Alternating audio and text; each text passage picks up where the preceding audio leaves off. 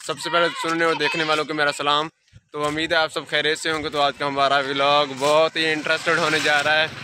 तो आज मैं आपको शाम के टाइम, इफ्तारी के टाइम रोड पे जितने ज़्यादा रश है वो दिखाऊंगा। अभी हम सामान लेने जा ही रहे हैं। तो आप देख सकते हैं मेरे साथ रिजवान भाई भी हैं। तो हम सामान लेते हैं तो आपको भी बताते हैं। आज उस्मान की फरमाइश है ये कि आज बनाना है मिल्क शेक बनाना है, तो हॉस्टल पे मिल्क शेक भी ट्राई करते हैं। वो नेक्स्ट आपको दिखाएंगे इंशाल्लाह कैसे बनाते हैं मिल्क शेक। नाज़रीन, जैसा कि आप देख सकते हैं इस टाइम इतना ज़्यादा रश आप देख सकते हैं। ये देखें, कतारें लगी हुई हैं। वो लोग गिरोह की शक्ल में जा रहे हैं।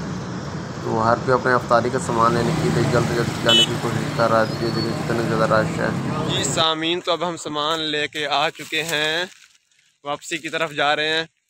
तो क्योंकि रोज़े का टाइम भी बिल्कुल करीब होने वाला है, तो अब चलते हैं हम अपने अफ्तारी का सामान सेट करते हैं।